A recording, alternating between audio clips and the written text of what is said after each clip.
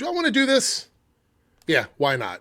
I'm bored. Let's watch Nerdrotic. I want to start out by saying all of this outrage surrounding Shalabal Silver Surfer is so absolutely forced and manufactured. It is obvious at every level that the guys that are mad about this are really, really pushing hard on this one. And I said, because there's not a lot for them to complain about, they're going to be very pedantic. They're going to cherry pick. They're going to go even harder because they don't have a lot. If Nor and Rad were the Silver Surfer in this movie, they would be going after Pedro Pascal. But he's the next step in, like, it's like first women bad. Women bad, then they would go after like feminist guys. You know what I mean? That would be their next step. So that's where we're at. Let's watch this short video. Thank goodness it's short. All that you know is at an end. Are you the protectors of this world? Yes, we are. Your planet is now marked for death. You gotta be kidding. Nerdrotic.com. You know what's really funny to me is the framing here is that something has been erased or taken away, right? So you can't go back and watch that Fantastic Four movie with Doug Jones as Silver Surfer because it's been erased, right? Like we got this new thing, that old thing doesn't exist. That is the false argument. It's the framing, the narrative these guys create is that things that you loved don't exist anymore when something new is introduced. And that's just not true. There's lots of things that I prefer from back in the day, opposed to like the more current versions of them. And if I want to watch those things or I want to engage with those things, I'll just go back and do that. Because I'm not going to sit here and tell people that their kids or a new generation can't be introduced to something different than what I had because I'm gatekeeping all media. That's just ridiculous. To me, it's ridiculous. Greetings, Hellions. On the heels of the success of Deadpool and Wolverine, I think it's fair to say that Marvel at least looked like they wanted to change. We had the announcement of RDJ as Doom, whether you like that decision or not. It did create fan interest. They brought back the Russo brothers, and there was a little bit of buzz about the Fantastic Four. I would say, to be as fair as possible, there was at the very least some optimistic curiosity. Right, and so you're saying that this one character, we don't even know how much of a role she's going to have in the movie. We have no idea. And I'm not justifying their outrage. That's not what I'm doing here. But let me just be very clear. We've only seen a tiny bit of this character in the trailer, and we're not sure if she's just going to be there to facilitate Galactus coming, and like Galactus is the main villain of the whole movie, and she's just kind of there, or if there's some other story going on. Maybe Norrin Rad, maybe there's some story with Norrin connected with Shalabal in this movie that we're not aware of. Because we don't know. Because we haven't seen it. So it's very hyperbolic to get so upset about something so, like, we don't know anything about it other than she's a woman. Which is why all of this feels so manufactured. It feels it's like fake outrage. Over nothing. And I'm going to go even deeper than that as we get through the video.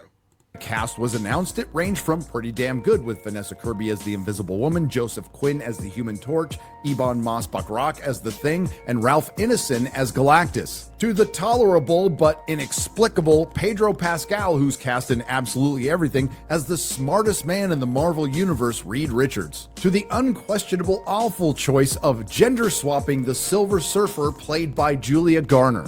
There was no actual gender swapping because Norrin Rad as the Silver Surfer, yes, has held the title most of the time. But there is a story where Shalabal is the Silver Surfer. So then that begs the question, what are they beholden to when it comes to transferring media over? Can we take a niche character or a niche run or an Elseworld story or a multiverse story or something like that? Can we take that and use it? And when I say we, I mean like collectively as a fandom. Is that okay to do that? Or is there some weird rule or metric that every character that gets introduced in a live action film has to be one for one, the version from the comics, and X amount of time as that character. Like, if a character has not been that character for 50 years, we can't use them at all. Because the original goalpost, which keeps moving with these guys, and I'll explain why here in a second, the original goalpost is we want fidelity from the comics. So they're actually taking a character from a story in the comics and saying, we're going to use this character because, and I'm pretty sure this is why, they've got a larger narrative in the movie that is going to lead into something connecting to Nor and Rad, possibly in the main Marvel continuity.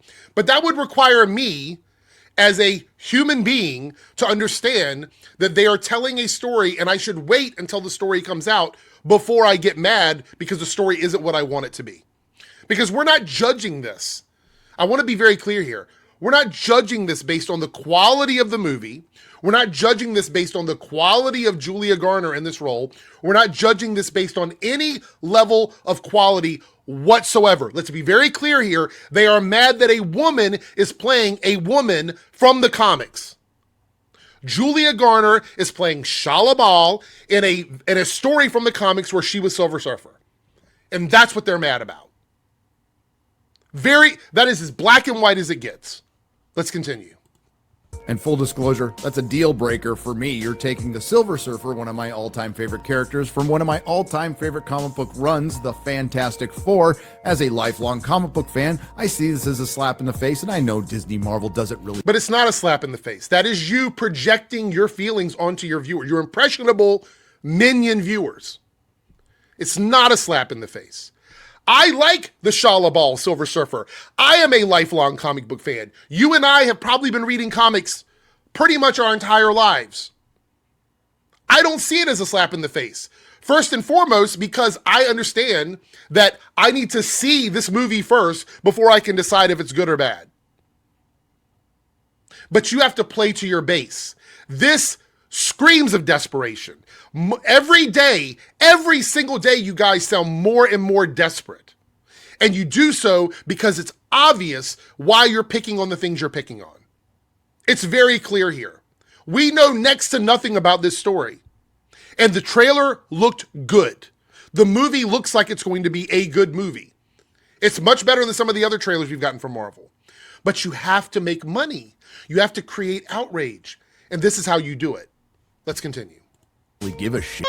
But quite frankly, it's showing how much you give a shit about the story you're about to spend hundreds of millions of dollars on and put it all at risk. But what the hell? It's your money. As much as I want to retire the phrase the MCU, it's clear that Disney Marvel doesn't. And none of that was helped by making the major mistake of. So again, he's confirming that the MCU insult is just women from the comics being in movies. That's not me making that up. That's him saying it. Shala Bal as Silver Surfer existed in the comics. She's in a movie with the Fantastic Four. Now it's MCU. That's the argument. So all you guys in the comments, all you fucking idiots in the comments who love to defend this stuff, what is the defense here?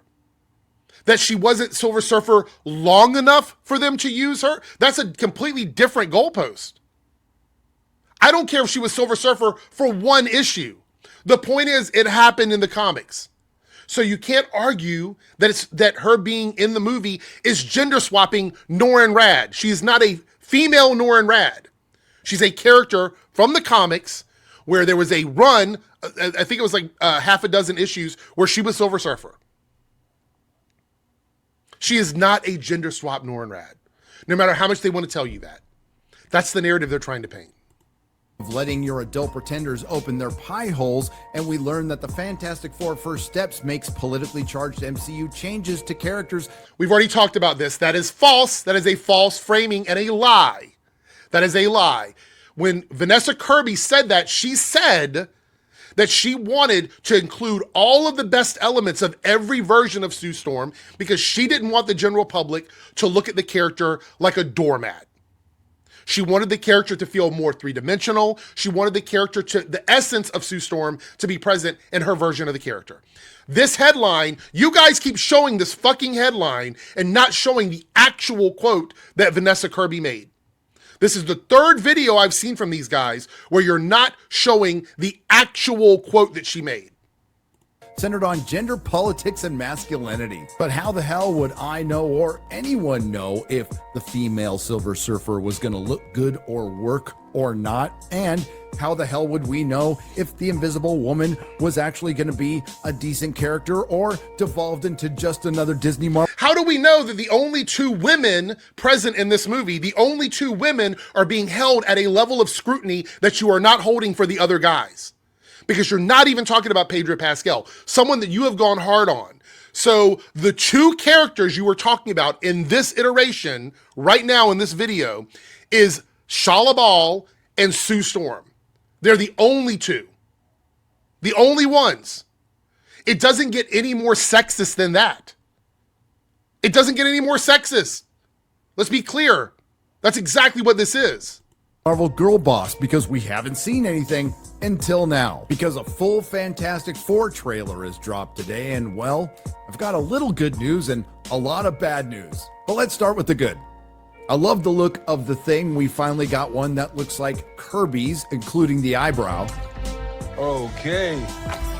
That is fantastic. Although I do wish they had modulated the thing's voice, or Ebon would have tried a little harder like Michael Chiklis.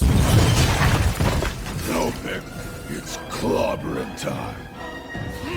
I kind of dig the retro futuristic aesthetic. I think the look of the costumes is all right, but I prefer Kirby's darker blue with black boots and gloves. Speaking of boots, we got our first look at Galactus's purple boots, and they look good. It really looks like they're leaning into the style. So far, not many complaints, very tiny criticisms. Like, oh, I like the darker blue. I wish his voice was a little bit different.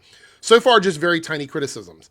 But I guarantee the big criticisms are going to be about the women, because we've already started that way. So let's continue here. And the tone of the Fantastic Four comic book, which is the most comic book thing of all, which makes this one particular decision by Disney Marvel so incredibly fucking stupid yet unsurprising. And no, it's not casting Pedro Pascal as Reed Richards. Told you. Some way I could have found a way to tolerate this, but the female Silver Surfer is just fucking dumb. And to head the Wiki Warriors off, It doesn't, how do you know it's dumb? You haven't seen the movie yet. This is what I mean by forced outrage. You are literally basing it on a visual representation with like 3 lines of dialogue. That's it. There's no defense of this opinion. There's none. Like, it's one thing to be like, I like the Norrin Rad Silver Surfer. Okay, cool. Cool. I like him too. And I have faith we're going to see him in the MCU. I do believe that's coming. I have faith in that. I'm optimistic because that's just how I am, right? But to get mad about this already with knowing, like, Norrin could be in the movie. He could absolutely be in the movie. There could be a whole story about why she starts out in this universe as Silver Surfer and then he becomes Silver Surfer in the MCU or something. There could be a whole story around that. There could. I think she's an expendable character. I think she is just there to be expendable for something later on. But we don't know because we haven't seen it. with the past with their, well, actually, there was a female Silver Surfer from the alternate universe Earth X series from Alex Ross. She was Shala Bal. Yes, I know, because I've bought the comics, read the comics, and sold the comics at the Well, actually, I had a comic shop, and actually, I already know. Well, this movie takes place in an alternate universe.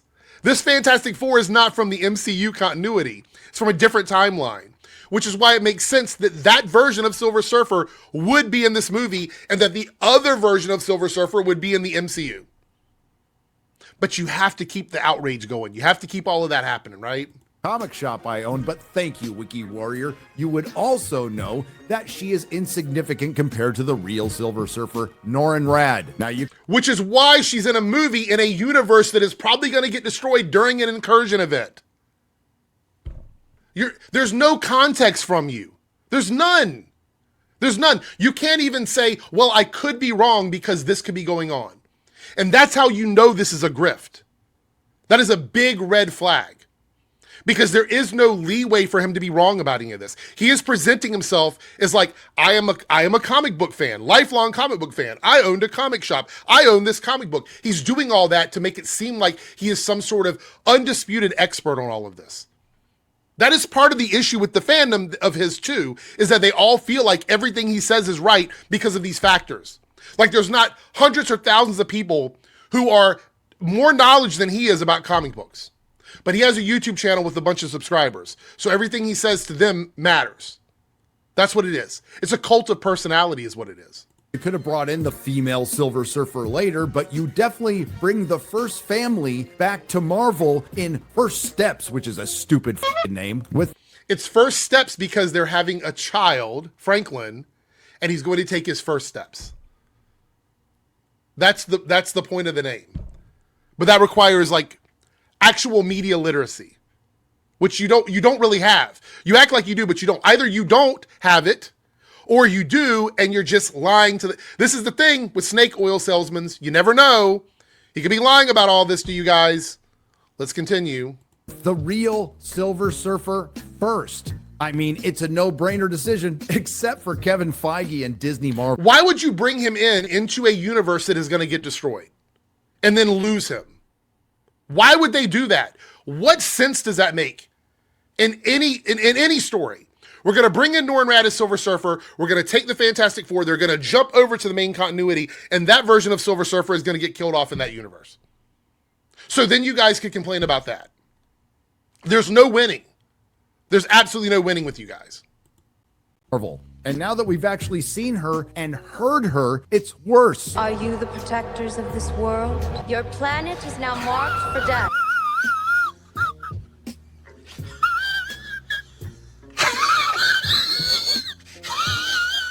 You know, it's like all of it, like, have you guys ever heard of like, and a lot of people might not have because it depends on your age group, but the canned laughter thing when people are like watching sitcoms and stuff like that, it creates a emotional connection to what's happening. And so you just start to laugh. You start to laugh because you're trained. You're trained to laugh because you're watching a sitcom, the audience starts laughing, so you start laughing. And that's what Nerdrotic does. They have taken canned laughter and turned it into like this CinemaSins-esque thing where they show you a clip, they add an additional clip of somebody who's laughing or whatever, and then that convinces you that you should be laughing at it, that it should be funny because you're watching someone else, an unrelated clip of someone else laughing, and so you should be laughing at it. It's ridiculous because they think it's ridiculous. And you guys fall for it every single time. The Herald of the Mighty Galactus, Devourer of Worlds, sounds like Jan from accounting. And the CGI on the female Silver Surfer looks orders of magnitude worse than the Rise of the Silver Surfer. That's all disingenuous because we don't know what the final CGI is going to look. It looks like the CGI in the trailer is still a work in progress. And I've said before, the only time I've ever been wrong about this was with the Flash movie. I feel like they're going to fix the CGI, or I say fix, but finalize the CGI before the movie comes out. This trailer was probably cut before they finished up all the visual effects, which is why they waited so long to show Shalabal. That is my theory, and I'm probably going to be right about it. It's very similar to Brave New World with all the complaints about the CGI in that, which ended up looking fine in the movie. Which came out in 2007. Hell, bring back Doug Jones. He's still around. But holy shit, this looks awful. But no, now we have to have, and this was pointed out by my good friend Chris Gore, two women conspiring to bring down Galactus, the female Silver Surfer and the Invisible Woman. Well, you have a bunch of men in the movie. The ratio was off. You had one woman and she's a pregnant mother. They wanted to have another woman somewhere in the cast to balance it out a little bit. It's not even 50-50. It's like 70%, 75% men in the movie. So, I mean, you guys always talk about like how goonable stuff is. But when women are included, unless they're completely quiet and standing around doing nothing, you have issues with them. Okay. Now, I love the character of Sue Storm. The Invisible Woman is the first lady of Marvel, and I would have loved to have seen a Fantastic Four film with the entire family working together in egalitarian. How do you know that's not what it's going to? God fucking, it's so infuriatingly, mind-numbingly dumb. You don't know what the movie is going to be, Gary. You have no idea. We all saw the same trailer. What in that trailer gives you any indication that the movie is not going to be about the family? What part of it? Point out in the room right now where the trailer has told you that it's not going to be about the family working together. You can't, and your fucking fans are so stupid to continue to listen to you gaslight them. and trick them. You have tricked an entire generation of people into hating something they love because you are so spiteful. You're like an old man yelling at the clouds, and you need everyone else to feel the same way as you do. You and your little group of just negative Nancys. You're all negative Nancys. You're all angry about everything all the time, and you have to rope everybody else into it. It's actually pathetic. It's really fucking pathetic that you sold your entire fucking soul, your entire fucking identity to making money on the internet from being an old man who's mad at women and diversity. Style, but it looks like a lot of the rumors are true that this will be Sue Storm's movie, and you'll take this full-fledged female character from Marvel Comics and devolve her into just another Disney girl boss. Now we find The projection, the speculation based on nothing in the trailer. I saw the family all doing stuff, but because Sue is in a couple of shots by herself, clearly that means the movie is going to be Sue Storm and the Fantastic Four. Based on that, even though we see Reed by himself many times doing stuff, because Sue is in a couple scenes by herself, that means the rumors are true, everybody. Fucking ridiculous. Find out Sue is pregnant, obviously, with Franklin Richards. Now, I doubt she'll be showing throughout the film, but it does lean into the weird thing that a lot of us have noticed in Marvel Comics, a Marvel movie, and even in Avatar. The pregnant warrior woman in battle. Is this an intersectional feminist power story or a male feminist fetish? I report you. So now pregnant women either have one of two options. One of two options, according to Gary. They can't just be a pregnant woman existing in a piece of media. It's either feminism or fetish. Because that's how they see women. That's how Gary sees women. Open your eyes up, guys. Like, this is how he perceives women in media. The two options are fetish or feminist. There's no in between for him.